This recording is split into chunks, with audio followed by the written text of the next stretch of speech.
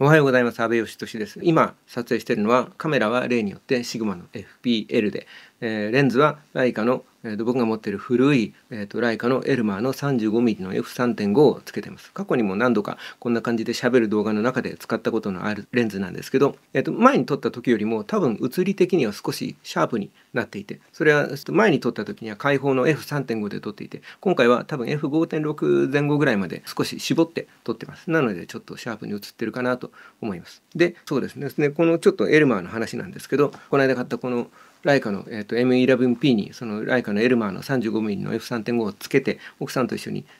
三鷹の方をちょっと散歩したんですけど、もともとのちょっとその、エルマーの話からすると、この、エルマーの 35mm は僕がまだその今よりもさらに、カメラについての知識が乏しかった頃に今も乏しいですけど、ライカっていうその名前に漠然と憧れがあって、何かそのかっこいいらしいぞみたいなことでちょっと安いのないかなと思って、その中古とかヤフオクみたいなところをダーッと見ていて、いくらだったかな、その多分3万円前後で難あり品みたいな感じで売られていて。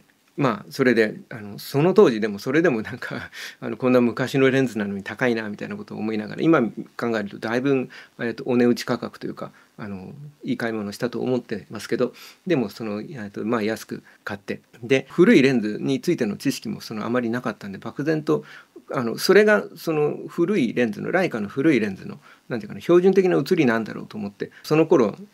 ソニーの α7 使ってたんで α7 につけて写してみて、アルファ7かその前に出てたソニーのNEX っていうね、その NEX っていう、カメラだったかもしれないけど、つけてみて、なんか写りがなんか夢の中にいるみたいにちょっとボワーっとした写りで、特にその光の方を向けた時にその白く全体がそのこう霞むというかくすむというか、要するにゴーストみたいなものが盛大に出て、画面が白くコントラストがすごく下がった霧の中にいるみたいな状態になるわけですよ。で僕はそのあまり分かってなかったんで、これが昔のレンズの写りなんだと思って昔のライカのはこういう写りなんだと思ってて、でその頃にその友達のイラストレーターの村田蓮司さんで、ライカのカメラとかレンズとかいろいろ持ってる人で、その村田さんの影響とかで自分もカメラをいじり始めたとこもあるんですけど、ライカのそのエルマってやつを買ったんですよみたいに言ってでなんかそのこうボワッと霞むみたいな感じがあって、なんかこれがライカっぽいんですよねみたいなこと言ったらそうみたいになって、でその頃に村田さんが使っていたやっぱり僕のほど古くは多分ないんだろうけど、ちょっと古いライカのズミクロンとかその辺りのレンズを持っていて、ちょっとじゃあお互いに付け替えてちょっと見てみようみたいになって、で僕のやつ渡して村田さんのやつを借りて写してみたらすごいシャープにバチッと写るわけですよ。であれと思って、で村田さんのは僕のやつをつけてみたらボワボワにかすむんで、大笑いして。これはだからちょっと古いレンズでカビてるのと、その頃のそのやっぱり古いレンズはガラスが柔らかいんで、ちょっとこの布とかで拭いただけでもすぐにその吹き傷がついてしまって、で細かい、傷がガラスに、ついていて、でそのせいで、多分白くボワッとかすむんだろうっていう話をされて、そうなのかと思って、自分の中ではだからその話を聞くまではずっとこの白くちょっとかすむような感じがライカっぽいんだみたいな間違った認識を持っていて。早めに気づいて、なんか恥をあまりかかずに済んだっていうか、その時点でちょっと恥をかいてますけど、みたいな話で、その辺りのことをちょっとそのカメラの飛び込め沼って同人誌とかでもネタにしたりしてましたけど、でそれ以来ちょっと自分の中で自虐的にカビエルマーみたいなことを読んでそれでもそのなんだろうな、今みたいにちょっと絞れば、割と綺麗に映るし、あとだからその光の向きに気をつけて、これもだから今、光源が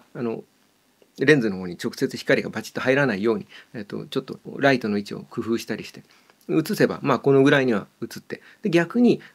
開放にして映すとそのちょっと白くかすむような映りもできて、一粒で二度おいしいと考えることもできるみたいな感じで、割と長らく使っていて、でコンパクトで愛着があるわけですよ。で M11P を買った時に、僕の中ではちょっと予算ギリギリだったんで、本当はレンズも何かこれにふさわしいというか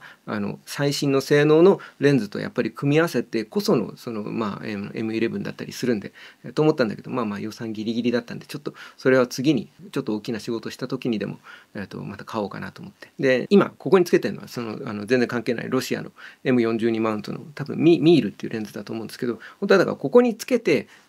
話せばよかったなって今思ったんだけど、そのエ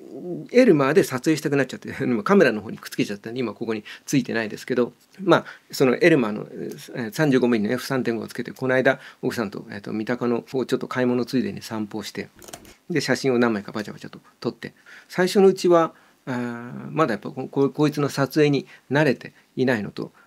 歩いてる場所があまりにも日常的に歩いてる場所すぎて、それこそ子どもの塾の送り迎えやら、まあ、ちょっとしたその買い物やら、でその日々頻繁に通ってるいつもの道だったんで、なんていうかな、新しい発見が何もないような気がして、撮るもんないなと思いながら撮ってたんだけど、なんか何枚も撮っていくうちにだんだんその35ミリのこう目になっていくっていうか意識になっていくっていうか、日常とちょっと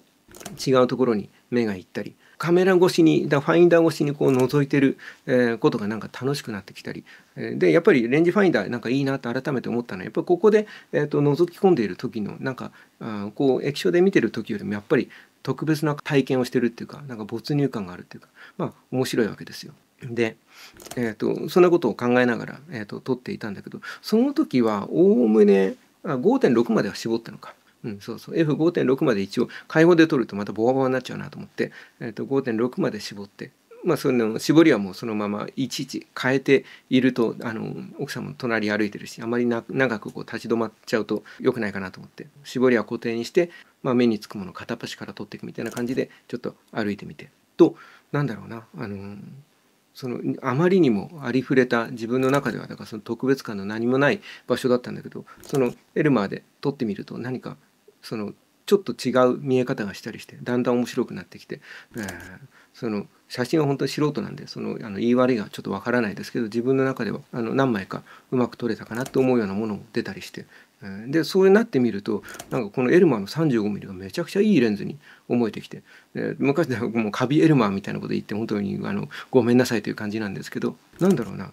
その昔の例えばそのアルファにつけていた頃とか、それこそこの今のシグマの FP とか FPL とかにつけて、撮ったこととかもあるんだけど、その時にもまあうまくするとよく映っていたりはしたんだけど、このやっぱメーカーが同じだからなのか、この M11P につけて映してる時の方がなんかポテンシャルをすごく発揮してくれているというか、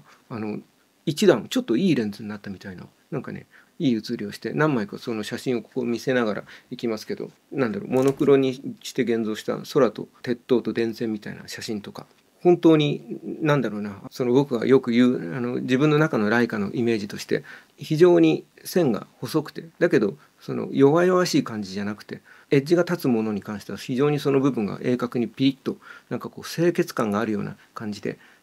切り取れていて、だけどそのギスギスする感じにはならなくて、グラデーションが必要な部分は割と滑らかに映っていて、なんかその加減が絶妙なんですよね。でなんかそんな感じにうまく映っていて、鉄塔と電線みたいなものも、電線とかがその自分が思っている、そのライカっぽい感じみたいな、絶妙な線の細さで写っていて、割と楽しい写真撮りながらちょっと散歩して非常にいい体験ができて、なんか良かったなと思いました。思いましたっていうことで終わっちゃうんだけど、今までのだからそのちょっとカビていて性能的にはだいぶ落ちてしまってるレンズって思っていたエルマーが思いのほかなんか性能を発揮してくれたんで、なんかちょっと嬉しかったんで、まあそんな話をしてみました。今回はそんな感じで割とその気に入った写真が何枚か撮れて、非常に良かったです。そして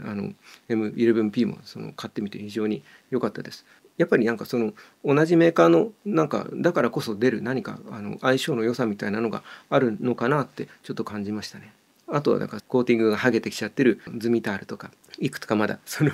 昔買った難あり品のライカのレンズがあるので、そんなのとかまあこういうちょっと古いレンズとかつけてまた散布しようと思っておりますと。でついでに言うと家の中の自分の靴と化している棚を漁っていたらまた変なものが出てきちゃってミラーレンズっていう、これは健康のわかるかな、鏡を使って光を収束させているレンズなんですよ。なのでちょっとこのゴムのあたりとかだいぶ白くなってるのを今一生懸命拭いて少し復活させましたけど、これがなんとあの今そのライカ同士のレンズの相性がみたいな話を台無しにする話だけど、M42 なんでこれがつくんですよ。そしてちゃんとピントも合うんですよ。まあこれだとやっぱレンズファインダー覗いてもピント合わせができないんで液晶を使って合わせることになりますけど、こんなことをしてるのは本当に世界で自分だけかもしれませんけど、ちゃんと映ったんでちょっとびっくりして、今度これでどう全でも行ってどう映っとってやろうと思っております。これはどの程度映るのかちょっとよくわからないですけど、ヘリコイドもついてるんで意外とここ500ミリマクロとかができるかもと思ったんだけど、ヘリコイドを動かしちゃうと一気にピントが合わなくなるんで、何かちょっとやっぱりミラーレンズとか500ミリっていう極端な画角ってこともあってあれなんでしょうけど、ちょっとライカのデザインラインとは全く違うものをつけてしまってるけど、まあこんな遊びもできたりして、まあ、日々楽しいです。そして今ちょっと待って、これを戻そう。さすがにこのままだと話しづらいから、なんかひっくり返しそうだなこれ。そうそう、何話そうとしてるのか忘れてしまった。でそうそう、この間このランスカメラストラップっていうところのそのストラップを買って、これはだからその長さ調節ができるストラップで、この紐状のデザインがいいかなと思って買ってみたんだけど、で質感とかもいいし、物としては全然いいんですけど、自分の使い勝手としては今まで使っていたそのピークデザインのストラップが素早く長さを変えられたんで、これはね長さを変えるのにすごい時間がかかって取りながら長さを変えるっていうよりは、家を出る時に長さを今日はこのぐらいの長さにしようみたいなんで、その持っているカバンとか服装とかに合わせて調節して、その歩きながら調節できるような、タイプじゃなかったんで、ちょっと思ったのと違ったりとか、この長さ調節のための結び目がちょっと肩に当たったりして、ゴツゴツしたりして、そのめちゃくちゃつけ心地のいいストラップってわけじゃなくて、まあおしゃれだけどっていう感じで、自分の中ではちょっと思ってたのとちょっと違うかなと思ったんだけど、ここに今その革の、これはだからその後で自分で買ってきてつけている全然別なメーカーのものだけど、この革の肩パッドをつけてみて、でこの肩パッドを最初につけた時はこれが前後に動いちゃうんで、逆にもうさらにつけ心地が悪くなって失敗だと思ったんだけど、中にそのこの間ドリキンさんが言ってたちょっとこの滑り止めになる、傷防止みたいなそのシールがあって、これを内側に貼ってつけたら、全く滑らなくなったんで、これで今つけていてだいぶ改善されたというか、つけ心地的にはだいぶ良くなりました。ちょっと悪くないかなと思えるぐらいに改善されたんで、しばらくはちょっとこれを使っていこうかなと思っています。なんかやっぱり慣れてくるとだんだん愛着が湧いてきたりもしますね。というわけで今のところちょっとこんなスタイルで使っております。で前回だからこのランスカメラストラップも自分の中ではちょっといまいちだったかなと思ったけど、工夫して、今使えるようになっております。でね、もしかするとこの長さ調節はその前回も話したけど、ここにゴムのバンドがついていて、そのずるっと滑って一番長い状態にならないように、ここにゴムのバンドでこの紐をきつく止めてあるんですよ。でこれ自体は緩めたりすることができない、ただのゴムのその輪ゴムのきついやつみたいなもんなんで、これがある限りその長さ調節する時にはここをちょっとこう時間をかけて調節しなきゃいけなくて、でもこいつに滑り止めつけてるおかげで、この2本の紐はこいつをつけてる限りはずるっと、この仮にゴムバンドを切っちゃったとしてもずるっとはいかないと思うんですよ。でこれをフォックで止めてるだけなんで、このフォックを外せば長さが、もしこのゴムバンドを切っちゃえばさっと長さが変えられて、変えたところでこの革の片当てをバチッと止めればそこで止まると思うんですよね。なのでそのピークデザインの素早く長さが変えられるストラップみたいに使うことができそうなんですよ。だけどこれを切っちゃってもしうまくいかなくて滑っちゃったらもうおしまいなんでね、ちょっと怖くて今のところちょっと切ることはできないです。これを切っちゃってもなんかこのデザインを損なわない形でまたもっとちゃんと長さ調節ができるような方法があったらちょっと考えてみようかなと思ってます。そんな感じで、ストラップはしばらくはこれでいって、また何か新しいストラップが見つかった時には、それに変えてみるかもしれません。という、エルマーが思いのほか良くて良かったかなっていう話でした。はい、ありがとうございました。ではでは。